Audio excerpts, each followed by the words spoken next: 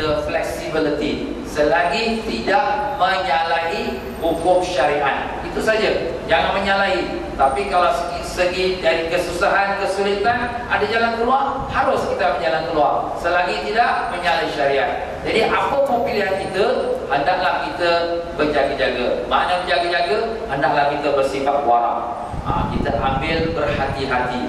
Kalau boleh, ambillah pendapat yang lebih ramai, pendapat ulama-ulama yang banyak, pendapat yang lebih kuat, pendapat yang azhar atau yang asah. Yang azhar tu yang lebih jelas, yang asah tu maknanya lebih sahih. Dan kalau sekiranya kita memang akan menghadapi kesukaran, kalau kita mengamalkan pendapat yang kuat, ya, kalau sekiranya itu ada jalan keluar, maka untuk kita mengatasi kesukaran itu boleh kita berjalan keluar. Ini berdasarkan bahawa syariat Islam adalah syariat yang mudah dan membawa pada kesejahteraan. Itu syariat Islam, tuan, ya. Sabda Nabi sallallahu alaihi wasallam, "Inna hadzal dina yusrun wa la yashadad dina ahadun illa ghalaba." Agama itu mudah. Tidak sesiapa yang mengerasinya melainkan agama akan mengalahkannya. Oh, saya mesti nak buat macam ni juga. Ini sunnah Nabi, saya nak mesti macam ni juga. Mati-mati ya. Oh, tak boleh lah macam tu. Agama pun tak suruh macam tu sampai nak mati-mati pula. Ya, kalau sekiranya kita ada jalan keluar, ini memang dah susah, dah sulit, apa tak ada jalan keluar? Nabi sendiri pun mengatakan agama itu mudah. Jangan sampai kita menyusahkan diri kita. Tapi bukanlah maknanya kita nak memudah-mudahkan, tidak. Begitulah dalam hadis Nabi yang lain, "Idza amartukum bi amrin fa'tu minhu mastata'tum." Apabila aku perintahkan kamu dengan sesuatu, lakukanlah sekadar yang kamu sanggup. Sekadar sangguplah. Kalau kita dah tak sanggup, kita paksa diri, itu kita pun dah melebihi dari perintah Nabi. Nabi tak suruh sampai kita memaksa-maksa diri. Demikian pula firman Allah Ta'ala, "Fattaqullaha mastata'tum." Bertakwalah kamu pada Allah sekadar kamu termampu. Allah Ta'ala pun tahu kita ni lemah, kita sakit, kita tak kuat, orang ramai, penuh sesak, tempat sempit, tandas pun kurang. Satu tandas beratus-ratus orang. Bila nak game, Ustaz? Saya dah tunggu 1 jam tak masuk-masuk lagi. Ini bukan cakap-cakap, ini betul-betul, tuan-tuan. Wah, Ustaz ni pandai, tak ada takut-takut kita. Ini bukan takut-takutkan kita, ini memang pengalaman. Jadi itu semua senario-senario yang memang sudah berlaku setiap tahun. Jadi dalam usul fikih mengatakan, idza dhaqal amru ittasa'a, apabila sesuatu perkara itu menjadi sempit, maka dia akan menjadi luas. Maknanya bila sesuatu hukum itu dah menjadi sempit, mana sempit itu dah jadi susah kita nak mengamalkan. Ini wajib bermalam lemak, tapi susah lah ke malam, orang penuh sesak, tempat pun tak ada, nak baring pun tak ada, macam mana ni nak bermalam? Kalau dah sempit sangat, dia akan jadi luas. Maknanya dia ada jalan keluar. Islam ni agama yang praktikal, yang boleh diamalkan di mana-mana. Bukan orang kata Islam ni agama untuk orang Arab, untuk negeri padang pasir, tiada. Kat mana kita berada pun Islam sesuai untuk diamalkan.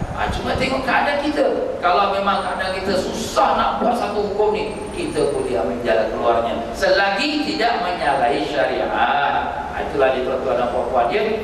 Sebab tu walaupun kita kata kita nak ambil jalan keluar, darurat, tapi darurat pun ditakdirkan, diukur dengan kadar yang diperlukan. Ad-darurat tuqaddar biqadriha, ya. Maka sebab itulah kalau kita lihat waktu Nabi sallallahu alaihi wasallam berada di Jamratul Aqabah pada 10 Zulhijjah, ada orang datangnya Nabi macam-macam. Ada sahabat kata, "Ya Rasulullah, saya telah bercukur sebelum saya sembelih." Nabi kata, "Sembelihlah, tak ada apa-apa." Ada lagi datang, "Ya Rasulullah, saya dah sembelih tapi belum melontar." Nabi kata, "Melontarlah, tak ada apa-apa." Ada lagi datang, "Ya Rasulullah, saya dah tawaf dah di Baitullah tapi saya belum melontar." Nabi kata, "Lontarlah, tak ada apa-apa." Kata Abdullah yang meriwayatkan hadis ni, "Aku tidak lihat Nabi ditanya satu perkara pun, melainkan Nabi akan jawab, buatlah, tak ada apa-apa." Nampaklah tuan, jadi Nabi SAW sewaktu Nabi mengerjakan haji, ada 135,000 sahabat-sahabat. Dalam 135,000 sahabat-sahabat itu pun dah kicu dah. dia ni buat macam ni dulu, dia ni buat macam ni dulu. Nabi pun jawab apa? Buatlah, tak ada apa-apa, buatlah. Mana sempat ya buat, mana sempat buat. Nabi tak strict. Pasal apa? Nabi dah nampak. Nabi tuan-tuan, arti makna Nabi tu apa? Orang yang sudah diberikan berita-berita akan datang. Itu makna Nabi di segi bahasa. Makna Nabi ni dah nampak dah. Ini sekarang apa 135,000. Nanti akan datang akhir zaman, orang datang haji, juta-juta orang datang haji. Kalau sekarang aku strict, orang akan datang lagi susah. Jadi Nabi tak apa, buatlah. Apa yang penting kita buat. Tak dapat sebahagian besar malam. Kata Imam Syafi'i, okey, waktu subuh awak berada di Mina. Tengok, Imam Syafi'i ni pun orang yang pintar tuan-tuan. Sebab apa? Allah Ta'ala dah beri dia petunjuk. Walaupun Imam Syafi'i masa tu mungkin tak sebanyak macam sekarang, tapi Imam Syafi'i dah nampak jauh dah. Ulama-ulama kita ni tuan-tuan, dia bukan sekadar ulama, tapi dia awliya. Awliya tu apa? Wali Allah.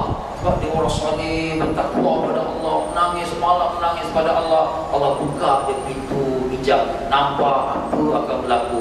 Wah, akhir zaman ni lagi banyak nanti orang datang haji. Kalau susah orang nak bermalam kat Mina, sekurang-kurang ada di Mina waktu terbit fajar. Cukuplah tu.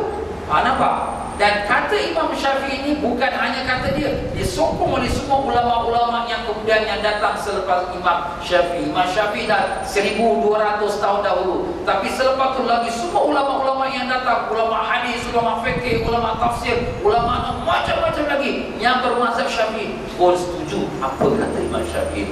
Jadi kalaulah sekiranya kita memanglah menghadapi kesulitan untuk nak bermalam di Mina, misalnya lah ya, kesulitan itu dengan sebagian besar malam, boleh kita ambil pilihan yang kedua. Dan itulah kata Siti Aisyah radhiyallahu anha, qalas ma khuyyira Rasulullah sallallahu alaihi wasallam baina amrayn illa akhadha aisarahuma. Tidaklah Rasulullah sallallahu alaihi wasallam diberi dua pilihan kecuali baginda akan memilih yang paling mudah di antara keduanya, selama tidak berdebat, tidaklah melakukan dosa. Jika perkara itu berdosa, Nabilah orang yang paling jauh daripadanya. Begitulah dia tuan-tuan dan puan-puan. Sebab tu dalam perkara Nabi melihat orang-orang yang bertanya, Nabi kata tak apa, buatlah. Buatlah, tak apa, buatlah. Begitulah dia tuan-tuan, selagi tidak melakukan perkara yang berdosa.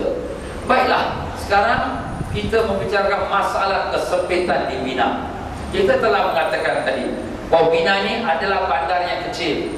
Bandar kecil macam kalau kita kata Gelang Serai tuan-tuan. Gelang Serai yang mungkin sekarang ni kita lebih kurang dalam 100,000 pun tak sampai. Tiba-tiba sekali duduk 3 juta orang. Macam mana? Memang sempit. Inilah keadaan kalau kita tengok di Mina tuan-tuan. Penuh dengan kemah-kemah semua ni. Masya Allah ya. Tak ada tempat melainkan semua manusia berjalan saja. Penuh dengan manusia. Masya Allah. Dengan keadaan panasnya, dengan keadaan hawanya, dengan hamanya, dengan manusianya, berebut-rebutnya, tolak-menolaknya. Jadi inilah. Dan kemah pun sempit. Kalau dulu-dulu pun kita pakai tilam, tilam pun bertindih-tindih tuan-tuan tengok. Sekarang tilam pun tak ada dah. Nak duduk pun susah. Pasal semua dah sempit. Pasal kalau kemah, kami pernah tanya pada pihak muasasah, kenapalah bagi kami tempat tidur sempit-sempit, kami nak tidur pun tak boleh. Kalau sekiranya renggang-renggang, dia kata kalau nak renggang-renggang, awak duduk rumah awak, awak duduk kat hotel awak. Pasal apa? Memang Mina ni kecil. Bukan maknanya kita nak sengaja-sengaja nak susahkan jemaah haji. Memang Mina tu kecil. Inilah jawapan mereka. Memang sebenarnya pun macam itu. Kita tak dapat elakkan diri. Jadi begitulah dia tuan-tuan dan puan-puan dia, dalam keadaan kesempitan seperti ini, dengan tandas-tandas yang penuh orang ramai. Satu tandas nak kena tunggu 200 orang. Bila nak selesai ni? Kita nak sembahyang, kelang kabut kita nak sembahyang. Jadi keadaan yang demikian kena sepenuh sesak, bergaduh nak masuk tanda, bergaduh kita nak sembahyang pun jadi tak senang hati, huru hara kita. Jadi oleh kerana itu, kalaulah sekira ada kita nak jalan yang kedua, iaitu mengambil pendapat Imam Syafi'i juga, seorang ulama yang muktabar, mengatakan cukuplah dengan berada di Mina pada malam itu, iaitu sewaktu terbit fajar, sudah dikira sah bermalam, maka boleh kita mengambil pendapat